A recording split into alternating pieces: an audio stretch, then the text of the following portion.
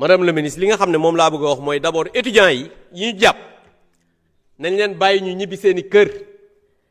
ndax mun leen a rey étudiant à l'université ba pare naan opposants yi parce que yéen vous n'êtes responsable de rien bëgg a jiiñ opposants yi parce que da ngeen a affamer les étudiants joxu leen ñu leen lekk ba pare keneen du leen jox ñu lekk loolu ban réew la am yor ay étudiants yuy jàng soxla xam-xam nga tëj restaurant yi ne duñu lekk affamer leen bëgg ñu faatu ba pare ne keneen du leen jox ñu lekk ngeen ñëw nag bëgg accuser naan dañ leen a manipuler gis nga bu ngeen xamoon lan mooy leader étudiant parce que heureusement votre régime il y a pas eu de leader étudiant gis nga étudiant même bu fekkee dans un régime la nekk dans une majorité je pense que il faut que nga xam lan mooy la dignité de l'étudiant c'est méconnaître la dignité du leader étudiant moo tax ñu koy wax ne dañ leen a corrompre les étudiants kenn du leen corrompre étudiant du jaay li nga xam ne mooy mouvement am donc je pense que c'est méconnaître lan mooy la dignité de l'étudiant pour di ko accuser que dañu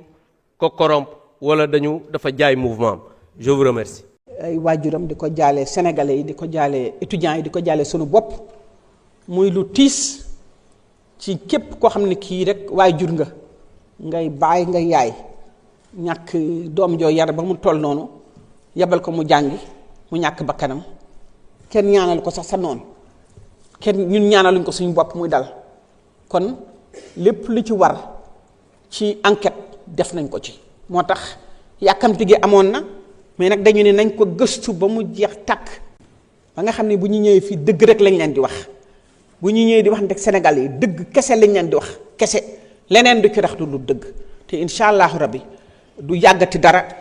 dinañu taxaw procureur dina ñëw expliquer enquête bi lan la demee te dama ko suivre man ci sama bopp ba mu egsi fi mu egsi kon ñuy ñaan sénégalais yi ni nañu dégloo li enquête bi di wax te ñu xam ne amul dara loo xam ne ñu dañ leen ko wax te du dëgg dama koy xool ci ni bu doon mën naa ko jur noonu laa ko xoolee wala muy sama sët wala sama doom kon li ci war rek def lañ ko ci te lu ñu leen ci wax rek mooy dëgg ndaxte nag ñun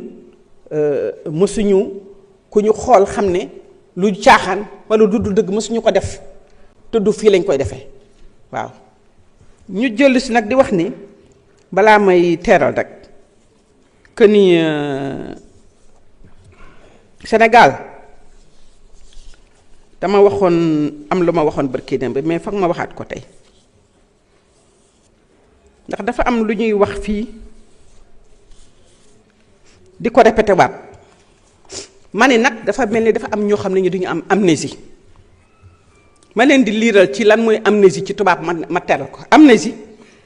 est une perte totale ou partielle de la mémoire se manifestant par l'incapacité de se souvenir d'événements passés. Amnésie feebar la mooy koo xam ne kii da nga amatul capacité di fàttaliku lu passé woon ndax nag bu nit ñi taxawee fii jàkkaarloog ñun di tudd suñu doom yi génn àddina tàmbali xaat dañu balaa metti ay sénégalais yu bare ñàkk nañu seen bakkan te mosuñu leen tudd dafay nekk lu doy waar moo tax ñu jàpp ni xëy na dafa am ñoo xam ne ñi dañu fàtte wala boog dañu teyatul li ñu nekke mën a fàtte loolu parce que nag dañuy politique xëy na mais politique tamit na nga ko ànd ak dëgg ñun ñëpp ñoo bokk Sénégal bu kenn utiliser bakkan bu tëdd di ko politiquer kooku rafetul du yoon te kenn du fi xale ay njàccaar rek a fi ne ay nit ñu jàng am xam-xam am xalaat mën a discerner ñoo fi nekk xale yi ndaw yi sax kenn mëntu leen nax kon nga la waay nañu nangu ni bakkan tëdd na nañu nangu ni yàq am na nañu nangu ni am na ay takk der yu def yu lu sulu noonu ñu enquête ko képp ku nga xam ni kii ni am nga responsabilité ñun meluñu ni woon ñu fi newoon di yoon gi na dal sa kaw kenn du fi rey wala nga jël nit yàq alalu jàmbur maa nga dóor nit maa nga torturer nit ñu lay bàyyi de la làq ñëw fii assemblée nationale duñu la tudd sax loolu du fi amee ndax ñun dañ doon xeex pour lii am xam nga Sénégal neex na tey bu Sénégal nit ñi amee fit di taxaw di wax li ñuy waxe di wax li ñuy wax nga xam ne Sénégal changé na te loolu lañ doon xeex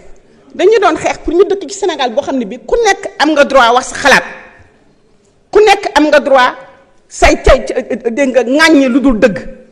mais nag na nga ko def ci wax dëgg na nga ko def ci wax yoon mais ni man taxaw naa fii rek lu ma neex ma wax kooku du yoon rafetul ndax gis nga ñun ñëpp dañu am ay doom dañu am ay sët ñuy suñu ay nawle kon war nañu rus toog ci télé bi wala toog ci rajo yi wala toog fi assemblée di wax waxoon xam ne sa doom bu ko xoolee dans son âme et conscience dafa naan sama waajur bi waxul dëgg noonu la ñu war a jëkk a yare suñu doom ci wax dëgg ci taxawu yoon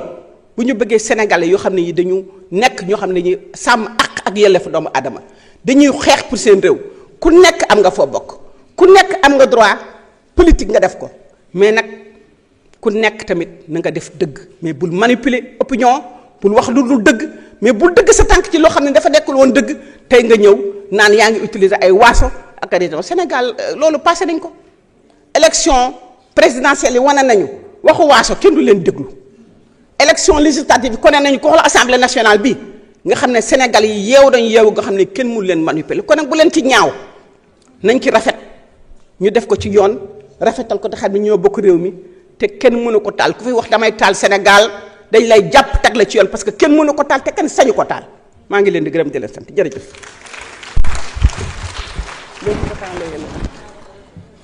Merci beaucoup. Mesdames et messieurs, la discussion générale est close. Nous passons au vote des articles du texte de la loi. Madame le rapporteur, vous avez la parole pour donner lecture du chapitre 1er. Merci, Monsieur le Président. Projet de loi 09-2025 portant ONLP. Chapitre 1er. Dispositions générales, article 1er jusqu'à l'article 2. Merci beaucoup. Je mets aux voix les articles du chapitre 1er. Le vote démarre.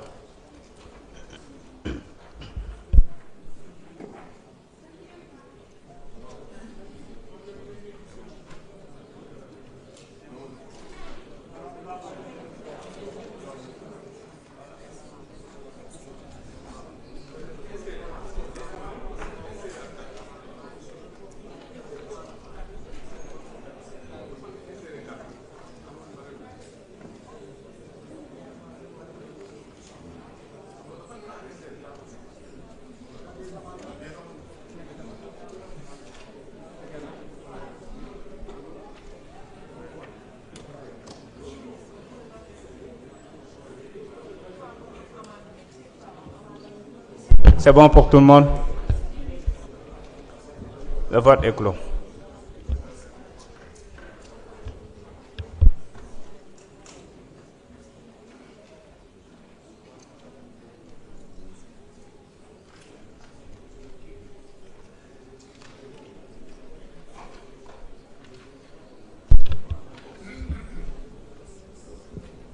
Sur 165, nous avons enregistré 128, dont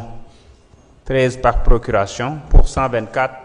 contre 3 abstentions, 1 voix. L'Assemblée a adopté. Madame le rapporteur, merci de venir donner lecture du chapitre 2.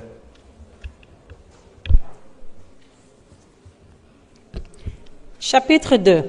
Organisation et fonctionnement. Article 3 à l'article 16. Madame le ministre, vous avez des amendements sur le chapitre 2? Si, on a reçu. Veuillez donner lecture des...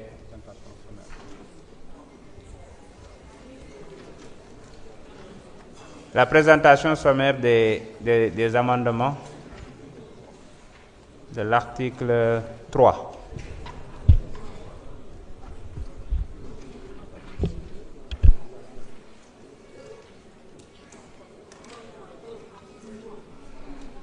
Article 3, article 6, article 14.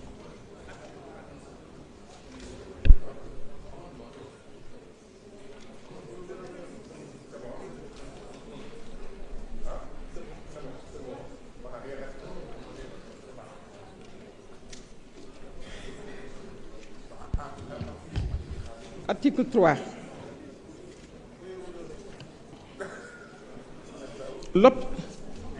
Le président de la République avait demandé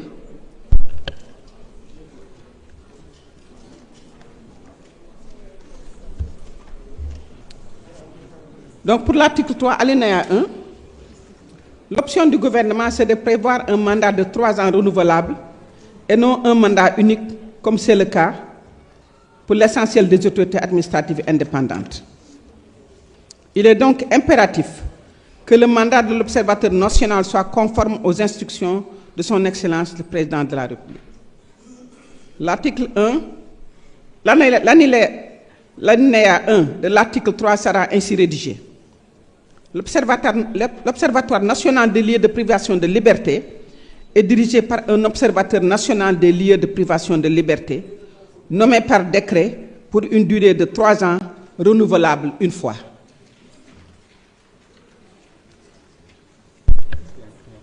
Merci beaucoup. Est-ce qu'il y a... Comment?